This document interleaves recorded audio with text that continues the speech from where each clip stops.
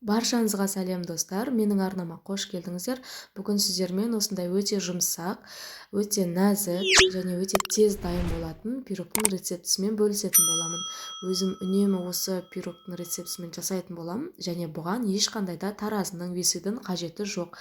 Ендеше видеоны соңына дейін қарап, менімен бірге жасап көріңіздер міндетті түрде. Ең алдымен ыдысымызға 3 жұмыртқаны салып араластырып аламыз.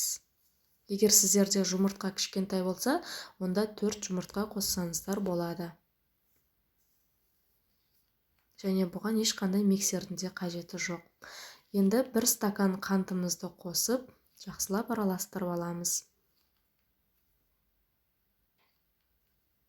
Енді 1 стакан айранымызды қосып, тағы да араластырып аламыз. Жарты стакан сұйық майымызды құйып, араластырамыз тағы да. Бұл жерде мен бір ғана стаканды қолдандым, 250 грамдық. Және 2 стакан ұн қосамыз. Разрыхлительді ұнға араластырып аламыз алдымен. Одан соң 2 стакан ұнымызды қосып, тағы да араластырып аламыз. Сіздерде сол 1 стаканды қолданасыздар, менде 250 грамдық стакан болды.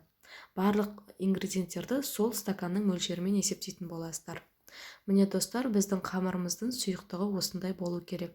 Қатты сұйық немесе қатты қою емес. Енді формамызды майлап, пирогымыздың тестасын құйып аламыз.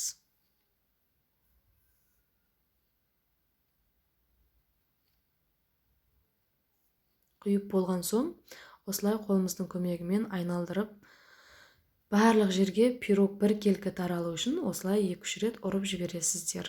Енді духовкаға 200 градуста 30 минутқа пісіріп аласыздар. Енді пештеріңізге қарай көресіздер. Менде пеш тез қызатын болғандықтан 150 градуста 30 минутта піседі. Міне достар, біздің пирогымыз дайын. Осындай өте жұмсақ, тәтті болып шығады, нәзік, жеңіл болып шығады. Міндетті түрде жасап көріңіздер. Егер сіздерге видео ұнаған болса, комментарий жазып, лайк қалдыруды және менің арнама тіркелуді ұмытпаңыздар.